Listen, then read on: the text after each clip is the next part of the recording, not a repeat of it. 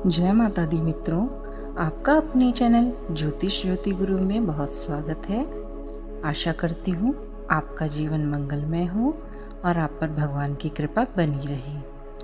अभी तक आपने अपने इस चैनल को सब्सक्राइब नहीं किया है तो कृपया इसे सब्सक्राइब कर लें, बेल आइकन को भी दबाएं ताकि इस चैनल पर डलने वाली सभी वीडियोस की जानकारी आपको समय पर मिले और आप उन सभी जानकारियों का लाभ उठा पाएं, अपने जीवन में उन उपायों को करके अपने जीवन को प्रगति की तरफ बढ़ा पाएं। तो चलिए आज बात कर लेते हैं गुप्त नवरात्रि की। इस साल गुप्त नवरात्रि 2022 में जून में कब पड़ रहे हैं उसके संबंध में संपूर्ण जानकारी और उसका विशेष मुहूर्त समय, किस तरीके से आप माँ भगवती की आराधना पूजा पाठ करें कि आपको माता का आशीर्वाद प्राप्त हो, किस तरह से आप सिद्धियाँ प्राप्त करें, किस तरीके से आपको कुछ ऐसे उपाय करें, क्या ऐसा करें कि आपके जीवन में माता रानी हमेशा सदा सर्वदा अपना आशीर्वाद बनाए रखें। तो चलिए वीडियो की जानकारी को शुरू करते हैं और पूरी वीडियो को शुरू से अंत तक देखें, पूरी वीडियो में बने रहें क्योंकि संपूर्ण जानकारी आपको एक ही वीडियो में दी जा रही है। अगर आपने वीडियो को स्किप किया तो आप उन जानकारियों से अवगत होने से रह सकते हैं। तो चलिए शुरू करते हैं। पंचांग के अनुसार, हमारे जो हिंदू पंचांग है उसके अनुसार साल भर में 4 नवरात्रि आती हैं। 2 नवरात्रि तो सभी को पता होती है जिन्हें मूल रूप से सामान्य नवरात्रि भी कहा जाता है और 2 नवरात्रि गुप्त नवरात्रि के नाम से जानी जाती हैं। तो इस प्रकार से एक साल में 4 नवरात्रि आती हैं।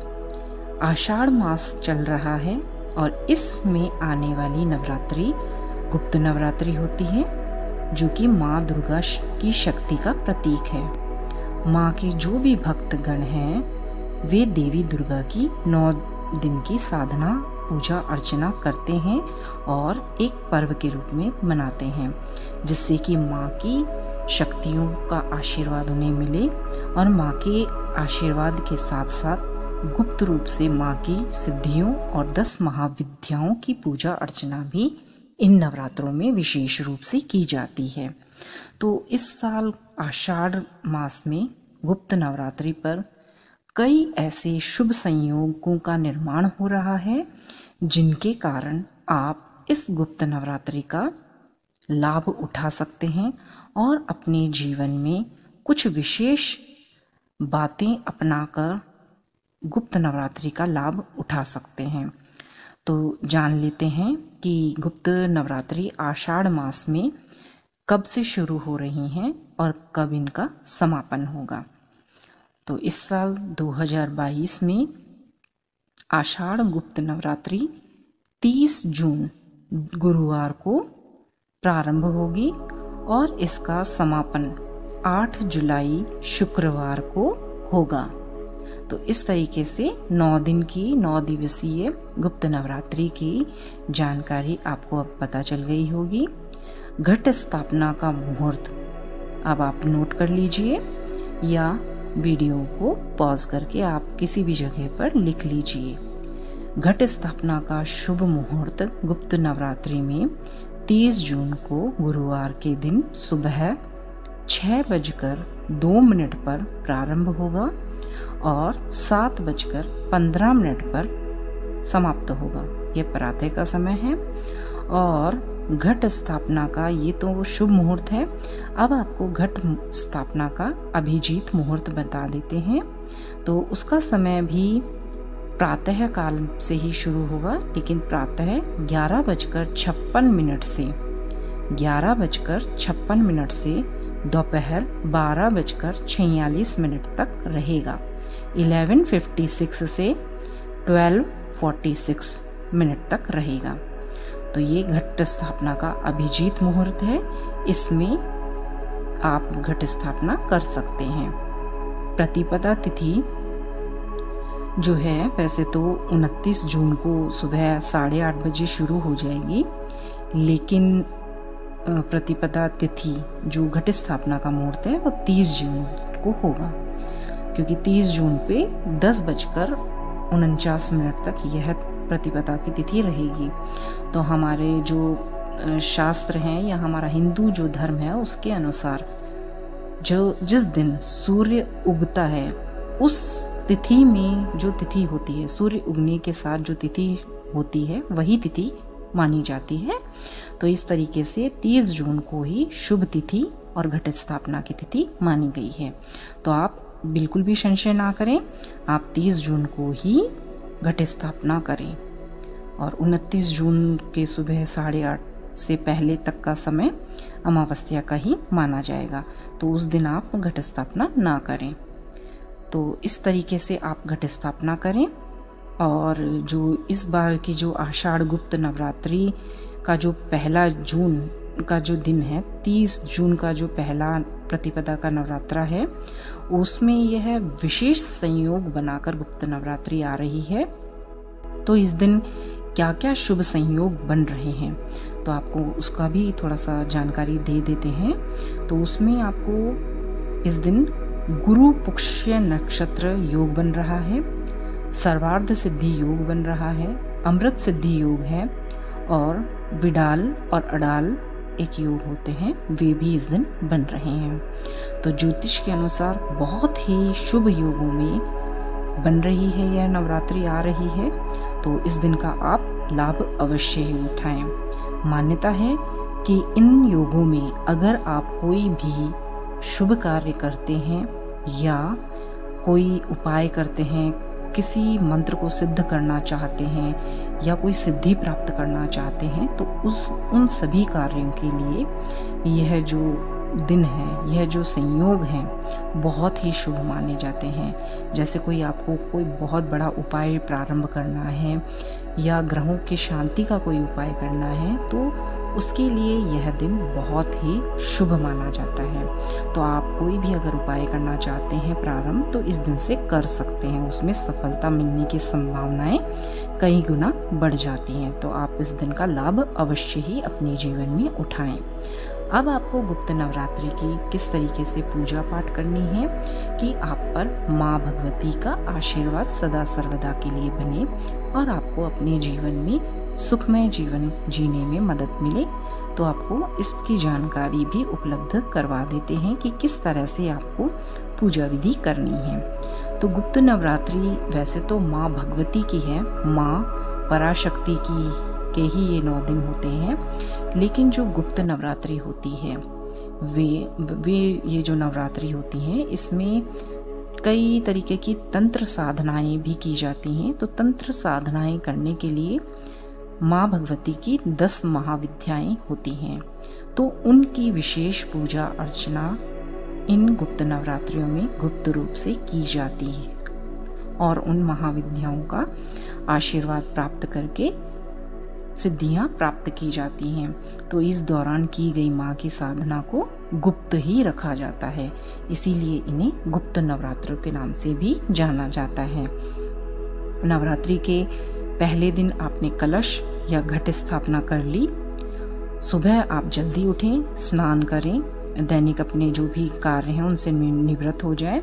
उसके बाद सारी पूजन सामग्री आप एकत्रित कर लें।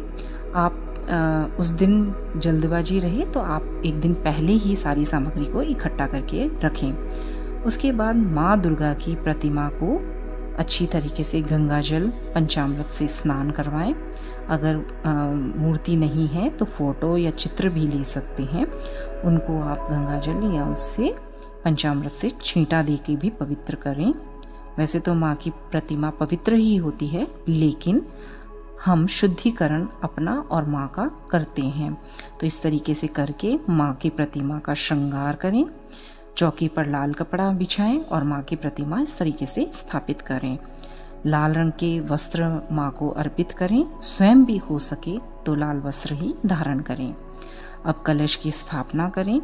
तो कलश की स्थापना के लिए पूजा स्थल पर मिट्टी के बर्तन का प्रयोग करें। कुम्हार के वहाँ पर मिल जाते हैं मिट्टी के बर्तन, और अगर वो ना हो तो आप अपने घर का कलश भी ले सकते हैं। तो उस मिट्टी के बर्तन में आप जौ के बीज बोलें और अब शुभ मुहूर्त में कलश की स्थापना करें। तो क्योंकि जो बीज हम बोते हैं तो मिट्टी के बर्तन में मिट्टी डली होने से तुरंत निकल जाते हैं, तो इसीलिए मिट्टी के बर्तन का प्रयोग ही सर्वोत्तम माना जाता है। तो आप इस तरीके से प्रयोग करें। और अगर मिट्टी का बर्तन नहीं उपयोग करना चाहते हैं तो आप एक मिट्टी की चौकी सी बना के उसमें भी इस तरीके से बीजों को रोप सकते हैं, तो भी ज्वारे उग जाते हैं। तो इस तरीके से आप फिर कलश की स्थापना कर दें और ज्वारों को बो दें। कलश में आप जल भरें, उस पर कलेवा लपेटें। जो भी आपके पास मौली रखी हुई है, स्वच्छ मौली आप खरीद कर लाएं नई, उसे आप लपेट दें। और कलश के मुख पर आम की पत्तियां, जिस तरीके से नवरात्रों में आप रखते हैं उसी तरीके से आम की पत्तियां रखें उसमें, और उस पे फिर आप स्थापित करें। आम की पत्तियों को लगाकर नारियल रखें, उसके अंदर कलश के अंदर ही थोड़ी सी अक्षत डालें, मतलब बिना टूटे हुए चावल डालें। 1 रुपये का, 2 रुपये का, जो भी संभव हो सिक्का डालें। उसमें थोड़े से मूंग के दाने डालें। इस तरीके से आप उसके ऊपर नारियल को लाल चुनरी से लपेटकर या कलावा उस पर भी लपेटकर कलश के ऊपर रखें। उसके ऊपर स्वास्तिक बनाएं और थोड़ी सी अक्षत उस पर भी अर्पित करें। अब फूल, कपूर, अगरबत्ती, जोत के साथ पंचोपचार से माँ का पूजन करें इस तरीके से, और माँ को अखंड ज्योत प्रज्वलित करें। अगर अखंड ज्योत आप प्रज्वलित नहीं करते हैं तो सुबह और शाम की आरती करें, सुबह और शाम दिया प्रज्वलित अवश्य ही करें। इस तरीके से पंचोपचार से माँ का पूजन करें।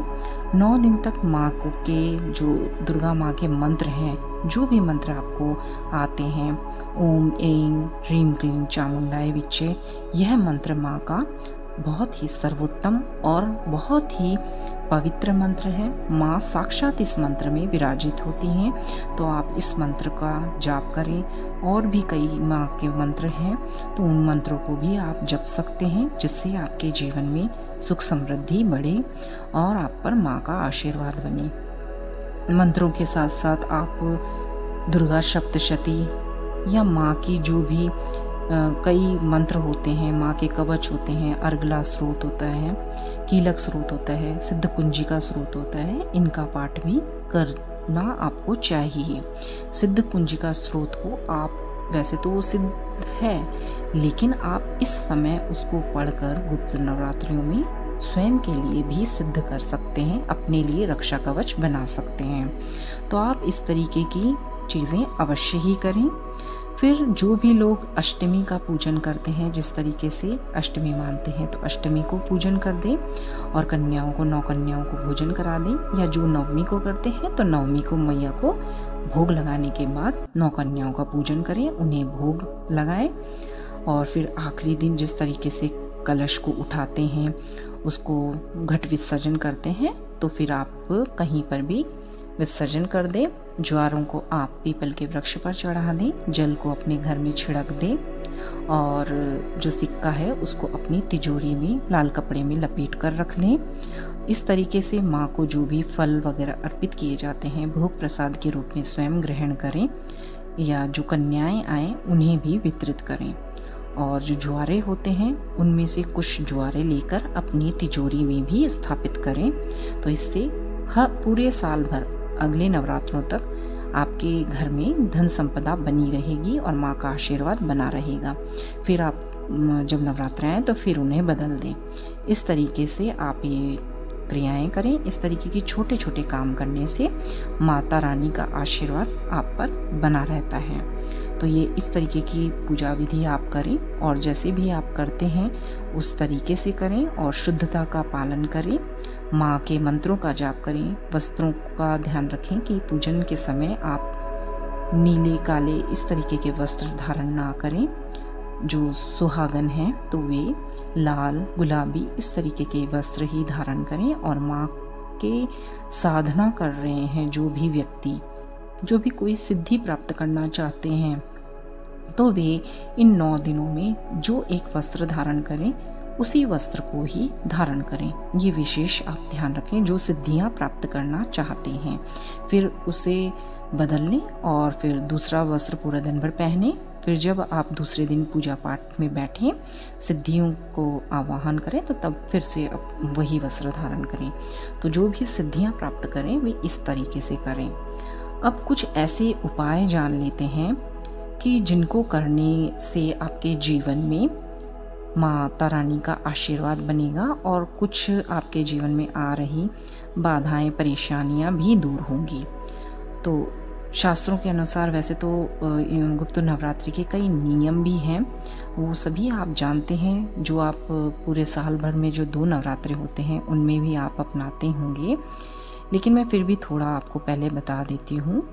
तो शास्त्रों के अनुसार गुप्त नवरात्रि पर की गई जो भी पूजा पाठ होती है या साधना होती है उसको आपको गुप्त रखना होता है, क्योंकि ये जो नवरात्रे हैं ये गुप्त रूप से आते हैं, इनका ज़्यादा प्रचार नहीं किया जाता है।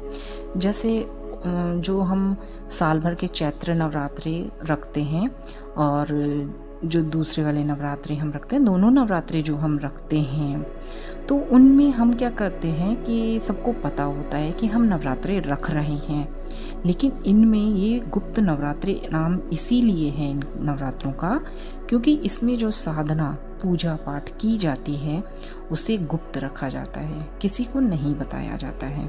तो इस तरीके से इसका महत्व है।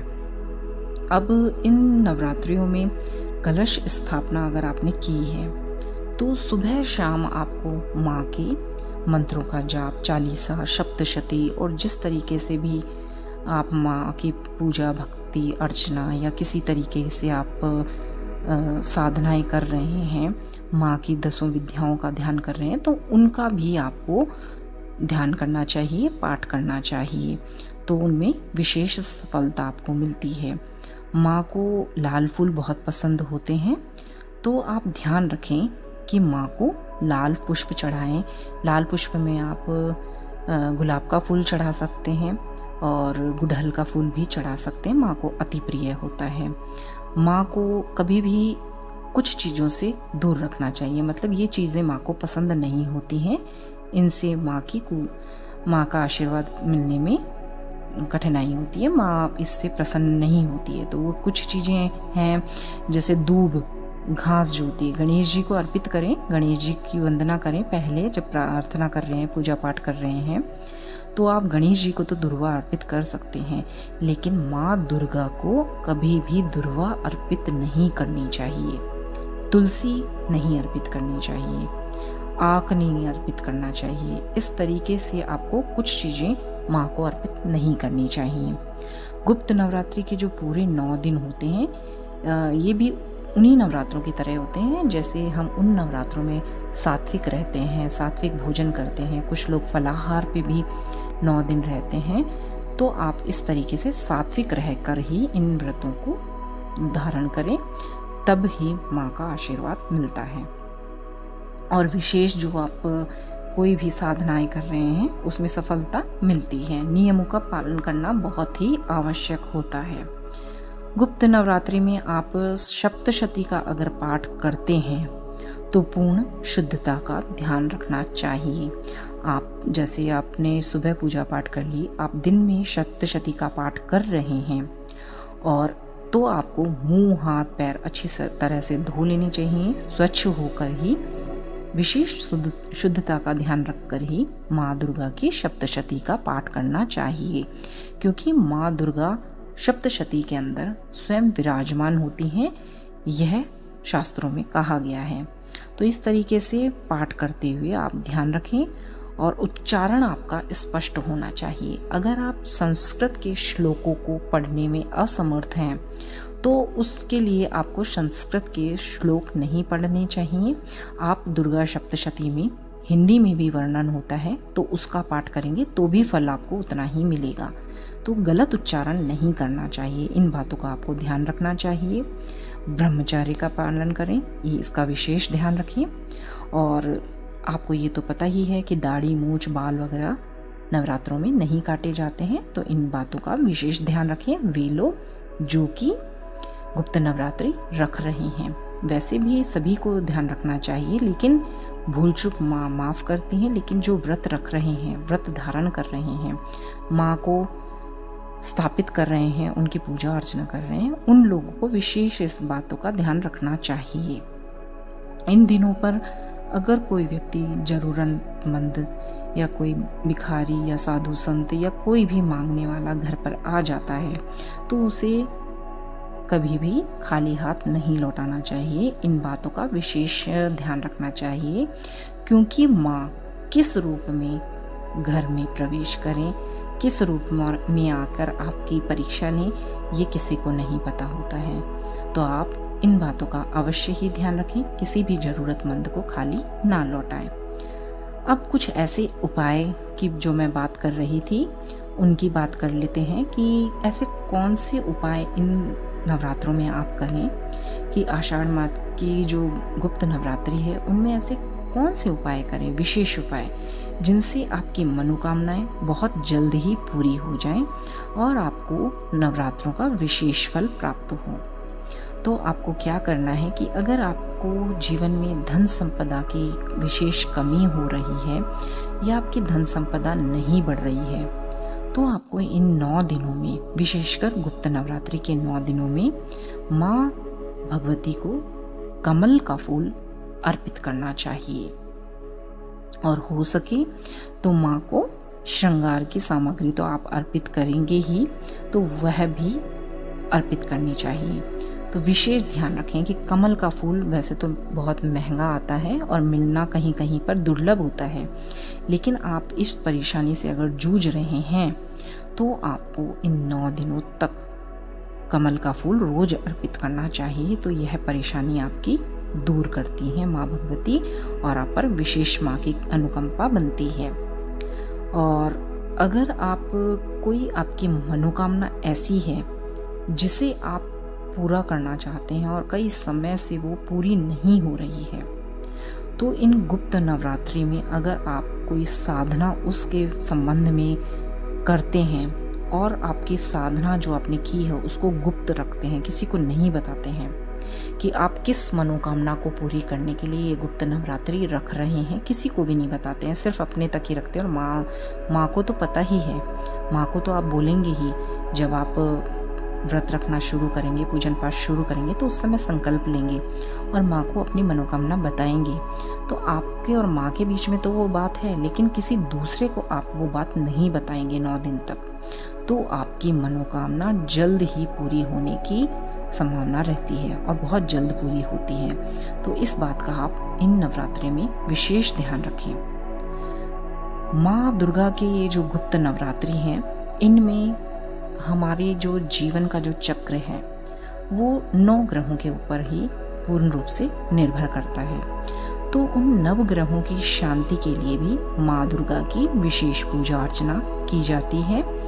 तो पूजा के साथ साथ आप माँ को प्रसन्न करने के लिए, पहले भी मैंने आपको बताया कि आप कोई भी उपाय या कोई भी साधना सिद्ध कर सकते हैं, तो ऐसे उपायों को भी आप इन दिनों में करके जीवन की परेशानियों को गुप्त साधना करके दूर कर सकते हैं। तो इस तरीके से ये गुप्त नवरात्रि बहुत ही शुभ संयोगों में है और आप इन सभी उपायों को करके अपने जीवन में सभी परेशानियों को दूर कर सकते हैं। अब आपको एक और मैं उपाय बता देती हूँ कि जिसको करने से आपके जीवन में अगर धन संबंधी परेशानियां बहुत ज़्यादा बढ़ गई हैं, जो अंत लेने का नाम ही नहीं ले रही हैं, दिन प्रतिदिन बढ़ती जा रही हैं, किसी भी रूप में हो, चाहे बीमारियों के रूप में पैसा खर्च हो रहा है या फिजूल खर्ची बढ़ रही है, आमदनी 1 रुपया और खर्चा 2 रुपया, इस तरीके की स्थिति बनी हुई है, तो आप ऐसा क्या करें कि इन गुप्त नवरात्रियों का आप लाभ उठा पाएँ। तो आपको क्या करना है कि जब गुप्त नवरात्रि शुरू हो, अगर आप व्रत नहीं भी रख रहे हैं और माँ को अगर 9 दिन तक आप उनकी पूजा पाठ या अखंड ज्योत भी नहीं जगा रहे हैं, तो आप ऐसा क्या उपाय करें कि आपकी ये परेशानी आपके जीवन से दूर हो जाए। तो इसके लिए क्या करना है आपको कि गुप्त नवरात्रि में किसी भी दिन कर सकते हैं ये उपाय आप। गुप्त नवरात्रि में आपको स्नान करना है। वैसे तो मैं आपसे कहूँगी कि मैया के जो 9 दिन आएंगे, इन 9 दिनों में ही अगर आपको व्रत नहीं भी रखना है तो आप स्नान करके ये कार्य कर सकते हैं। तो आपको स्नान के बाद अपने पूजा स्थल पर एक चौकी पर लाल कपड़ा बिछा दें। कोई आपको जोत नहीं जगानी, अगर अखंड जोत नहीं जगानी तो आप सिर्फ इतना करें, लाल कपड़ा बिछा दें, 11 गोमती चक्र उस पर रखें और उसके बाद रुद्राक्ष की माला या माँ की स्फटिक की माला जो होती है उससे देवी माता के मंत्र का जाप करें और फिर इन गोमती चक्रों को लाल कपड़े में लपेटकर और अपनी तिजोरी में रख दें। तो इस प्रयोग से आपकी जीवन से धन संपत्ति परेशानियों का जल्दी ही बुरा प्रभाव दूर होगा और आपके जीवन में बहुत ही सुख समृद्धि, खुशहाली और मान सम्मान यश सब बढ़ेगा। तो आप ये उपाय करना बिल्कुल ना भूलें। और माँ का मंत्र आप जो जाप करेंगे वो ओम ऐं ह्रीं क्लीं चामुंडाय विच्चे बहुत ही सर्वोत्तम है। इसकी 11 माला करें, अन्यथा आप छोटा सा एक मंत्र ऐं क्लीं श्रीं इसका भी जाप कर सकते हैं। तो इस तरीके से आप दोनों में से कोई भी मंत्र का जाप करें, माता की कृपा बनेगी और आपके जीवन से ये परेशानियां स्वतः ही दूर हो जाएंगी। तो आप सभी को गुप्त नवरात्रि की बहुत बहुत हार्दिक बधाइयाँ और माँ भगवती का, माता रानी का आशीर्वाद आप पर और आपके पूरे परिवार पर सदा सर्वदा इसी तरह बना रहे। आपके जीवन में किसी तरीके की कोई भी परेशानियां ना रहें, इसी आशा के साथ आपसे विदा लेती हूँ और नई वीडियो के साथ दोबारा जल्दी ही मिलते हैं। तब तक के लिए नमस्कार, धन्यवाद।